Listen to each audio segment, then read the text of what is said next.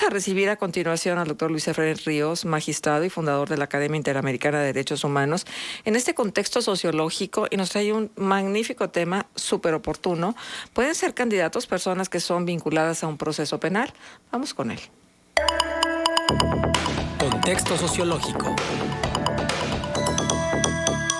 Muchísimas gracias por estar con nosotros, Luis Efraín. Es un gusto y qué bueno que tenemos oportunidad de escuchar el desarrollo de este tema que pues está en el candelero de la opinión pública, sobre todo porque hay algunos candidatos que han estado sometidos al escrutinio judicial y entonces pues la pregunta es, ¿pueden estar ahí a pesar de ello? Gracias, Marcela. Muy buenos días, por supuesto, a ti, a Manuel y Arturo, que con gusto me invitan para participar en esta problemática que de una u otra forma es de interés público, ¿no? Mira, yo creo que es oportuno discutir estos temas desde diferentes perspectivas. A mí lo que me interesa, al final de cuentas, como magistrado, es dar a conocer los criterios que, por ejemplo, en la sala colegiada penal hemos tenido a propósito de discutir el tema de la privación del sufragio por causa penal, pero que también puede, pues, de una u otra manera aportar algunos elementos para que la opinión pública tenga la oportunidad de conocer las diversas soluciones que se pueden generar sobre estos temas, ¿no? Mira, este tema de si es posible que las personas vinculadas a un proceso penal puedan ser candidatas, o sea, puedan presentarse a las elecciones, es un tema clásico, es un tema polémico y es un tema en donde los tribunales del mundo, en diferentes democracias, pues plantean diferentes interpretaciones. En principio, lo que te diría es que el problema plantea una polémica clásica de la República. Es decir, siempre desde Platón nos preguntamos quién debe de gobernar, y las respuestas sobre estos problemas siempre históricamente han planteado de que las personas que violan el pacto social o que violan la ley, pues en principio no tienen derecho a conformar la ley. Es decir, si una persona que no respeta el pacto social, pues no tiene derecho a conformarlo. Digamos que esa es la posición clásica, que le llama la posición contractualista, en el sentido de excluir de la participación política de las personas que violan la ley. Sin embargo, las respuestas dependen de cada caso, porque violar la ley en términos penales pues puede ser desde, no sé, una conducción indebida, un delito de daños, un delito de homicidio o un delito electoral, por ejemplo, que implican diversas afectaciones a los bienes jurídicos y que desde el punto de vista penal, pues los castigos son proporcionales, es decir, uno no puede imponer las penas que en términos generales corresponde a todas las personas en ese sentido, ¿no? Entonces, dependiendo de cada caso es el castigo y dependiendo de cada delito es la pena que se aplica. Bien, en ese sentido yo creo que es importante esta polémica porque en la opinión pública hemos visto cómo, por ejemplo, a una persona que presuntamente se le acusa de un delito de violación, pues hoy se presenta a las elecciones y hay la comunidad en una determinada discusión de por qué una persona presuntamente de un delito de violación puede ser gobernador, como se plantea, ¿no? Hay hoy en día también una discusión de una persona que se le ha vinculado por un delito de peculado y también, aun cuando un juez ya dijo que se va a iniciar un proceso penal en contra de ella, pues también está presentada a las elecciones para gobernadora. Hace algunos días también vimos como un artista, de manera particular, está sometido ahora a un proceso, me parece, por un delito fiscal, y está presentado para una candidatura de diputación federal. Y me parece que hay más casos en donde inclusive hay personas que están vinculadas y que han estado inclusive en prisión y que plantean si tienen derecho o no a presentarse, ¿no? Entonces, la pregunta es, bueno, ¿y estas personas que están vinculadas tienen o no derecho a presentarse a las elecciones? Y en ese sentido, mira, obviamente a mí no me corresponde opinar los casos concretos, pero sí comunicar los criterios que hemos tenido en la sala colegiada penal y algunas inclusive posiciones particulares que he disentido sobre algunas discusiones. A ver, en primer lugar hay un criterio general que dice, inclusive es un tratado internacional, que solamente por condena penal se amerita la suspensión de los derechos penales. Es decir, una persona que quede inhabilitada para poder participar en un proceso penal requiere un previo proceso, requiere de una condena y requiere de que ese delito merezca ese tipo de castigo. Ahora, esto, y eso ha sido mi posición particular, es una condición necesaria pero no suficiente. Es decir, no basta con que exista una condena, sino que la condena sea por un delito que merezca ese tipo de castigos. Por eso hay que preguntarse siempre, bueno, y el hecho de conducir, por ejemplo, en estado indebido, implica que una persona se le inhabilite de plano para poder castigar el derecho a presentarse a las elecciones, y hay algunas posiciones particulares que en diferentes casos yo he dicho que ese tipo de delitos no merecen ese tipo de castigos, pero hay otros delitos, y yo he dicho en algunos votos particulares, por ejemplo el feminicidio, que a mi juicio sí representaría ese tipo de castigos para privar. Esa es una cuestión y está ligada a un debido proceso. Ahora, hay otro problema. Bueno, ¿y qué pasa con aquellos que sin tener todavía una condena están en un proceso? Y la Constitución establece dos casos en un proceso para poder privar de derechos políticos. A las personas fugadas, es decir, personas que se les ha librado una orden de prisión y están en condición de fuga, o a las personas que están vinculadas, tradicionalmente el artículo 38 constitucional dice, por un auto de formal prisión. Ellas todavía no reciben una sentencia, pero están vinculadas a un proceso. Y en ese sentido hay algunos precedentes de la sala y algunos posicionamientos particulares en donde yo he sostenido desde hace mucho tiempo que la Constitución, nos guste o no, establece suspensiones preventivas. Es decir, por tener ciertos riesgos de personas que están sometidas a un proceso penal, puede existir la posibilidad de suspender esos derechos. El problema es que es muy polémico que a una persona que todavía no se le ha condenado se le suspenda un derecho y se le quite la oportunidad de presentarse a las elecciones. Y ahí en cada caso concreto, pues hay diferentes jurisprudencias en donde los tribunales, por ejemplo, electorales, no se han puesto de acuerdo sobre estos temas, ¿no? Por ejemplo, ha dicho un criterio de que no basta con que se le dicte un auto de formal prisión o una sujeción a proceso a una persona si por ejemplo, está libre. Pues si está libre la persona en el proceso, pues hay que ampliar por el principio de presunción de inocencia sus derechos y puede presentarse. Pero también ha dicho en otros casos que hay personas que pueden estar vinculadas a un proceso y por esa circunstancia pueden llegar a tener una privación del sufragio. A mi juicio, me parece que, y esa ha sido una posición particular, que sí pueden existir casos en donde sin necesidad de que exista una sentencia y con la necesidad de que se proteja un proceso electoral por los riesgos que representa, en este caso, el delito que se le imputa, pues pueden haber algunos casos en donde se le puede privar antes de una condena a una persona ese tipo de derechos fundamentales por una causa penal. Por ejemplo, en otros países, España, personas que han estado vinculadas, por ejemplo, con partidos ilegalizados a favor del terrorismo, aunque no han recibido condenas de terrorismo, pero porque no rechazan la violencia, pues han sido quitadas de las listas de los partidos políticos. En Turquía, por ejemplo, también personas ahí tienen un problema, por ejemplo, de partidos fundamentalistas en contra del laicismo, pero que han estado vinculadas con partidos ilegalizados, pues también les han quitado sus candidaturas. En el régimen, por ejemplo, latinoamericano, hay un tratado regional en Centroamérica que establece que los países no deben de reconocer a los gobiernos golpistas.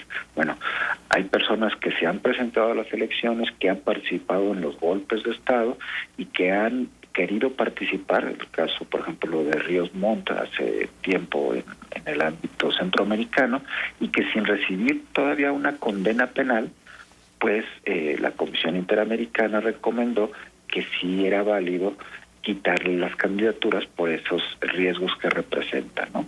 Entonces, son temas polémicos. Obviamente que estos temas que planteo en el ámbito comparado, pues plantean candidaturas golpistas, candidaturas proterroristas o candidaturas antifundamentalistas, pero también ahora en las polémicas locales, pues se pueden plantear problemas de candidaturas antifeministas o candidaturas anticorrupción o candidaturas por violación a la ley que de una u otra forma, desde el punto de vista legal, plantearían cuestiones polémicas en ese sentido. Entonces, pues creo que es un tema interesante, es un tema que, por lo menos desde la perspectiva penal, exige un rigor de los jueces penales para fijar estos temas, y que también en su caso los tribunales electorales resuelven en diferentes polémicas y en diferentes contextos.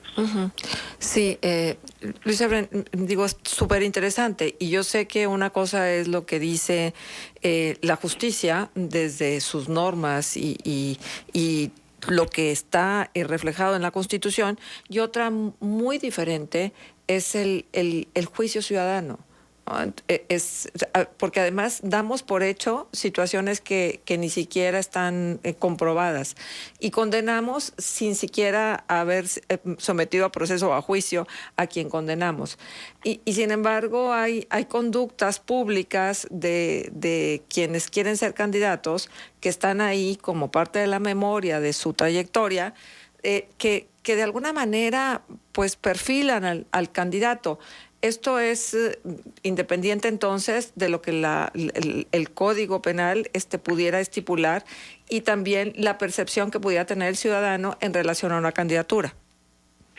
Sí, mira, el derecho al final son razones públicas que una comunidad acepta para regirse, y en eso debe de haber, como bien tú dices, un sentido común que nos permita tener reglas para dirimir este tipo de conflictos. Y en ese sentido, creo que aunque una cosa, como bien tú comentas, pudiera decir que la ley o la Constitución diga algunas cosas, pero también esas leyes tienen estos sentidos comunes, ¿no? Entonces, por ejemplo, uno piensa, bueno, y creo que viene de la raíz inclusive etimológica de ser candidato. Acuérdate que en la antigua Roma el candidato se vestía con una túnica blanca que le permitía tener una expresión de no mancha, de estar inmaculado, de presentarse como una persona sin tacha, para poder desempeñar un cargo público. Y en ese sentido, la Constitución dice que las personas que se deben de presentar para las elecciones deben de cumplir un requisito de tener un modo honesto de vivir. Digamos, esto es como se le llama la teoría de la pureza en las urnas, ¿no? O sea, las personas que nos deben de representar en la toma de decisiones deben de ser personas intachables en ese sentido. Y uno de los requisitos, obviamente, es que pues no tenga estas condenas penales que merezca, ¿no? El problema, como bien tú dices, es, bueno, pero hay que comprobárselo, ¿verdad? O sea, no cualquiera, reclamo popular o reclamo social amerita que de manera particular sancionemos a alguien sin un debido juicio, ¿no? Y en ese sentido creo que sí es importante entender que cuando un juez penal conoce un caso es porque hay pruebas, es porque hay datos, hay imputaciones, y ese juez penal tiene la responsabilidad de resolver de manera muy específica si esa persona merita o no este tipo de suspensiones. Y la forma en cómo los jueces, al final de cuentas, justificamos ante la sociedad nuestras decisiones es con la motivación muy estricta de nuestras resoluciones, y hay que dar cuenta a la sociedad en ese sentido. Entonces, cuando una persona le es acusada por ese tipo de hechos, la mayor garantía que esa persona y que la sociedad puede llegar a tener es que un juez explique de manera muy clara en su resolución por qué merece o no tener ese tipo de referencias. Porque así como puede haber por así decirlo, linchamiento popular en contra de alguien, también puede haber una posible manipulación del uso del poder penal para excluir a una persona de manera indebida. Estas leyes, por ejemplo, de privación del sufragio, en ciertos contextos políticos también han servido para excluir indebidamente a personas que más que delincuentes son adversarios políticos y que pueden implicar este tipo de situaciones. O sea, por ejemplo, en el sistema interamericano, en el caso, por ejemplo, de un desconocido López Mendoza, de un país de América Latina, pues se inhabilitó administrativamente para evitarle, que es un candidato de oposición, presentarse a las elecciones presidenciales. Y la Corte Interamericana dijo, bueno, pero si no hay elementos para inhabilitar a alguien, pues la democracia debe permitir el juego electoral de manera libre, ¿no? Entonces, tiene sus pros y sus contras, tanto personas que se pueden, digamos, anticipar socialmente como cuestionables, pero también como personas que sin ningún cuestionamiento se usa el poder político para excluirles del juego político. Claro. Arturo González tiene preguntas, Luis Efraín. Arturo, adelante. Te saludo con mucho gusto, Luis Efraín. Buenos días. Quería preguntarte, en todo caso, ¿a quién compete o competiría una situación de esas, de determinar si alguien es apto para presentarse a la elección o no, de acuerdo a su comportamiento, a su historial? ¿Quién tendría que definirlo en última instancia? Mira, esa es una pregunta muy interesante porque plantea inclusive interpretaciones legales de competencias, como tú dices, a quién realmente tiene que fijar la decisión, ¿no?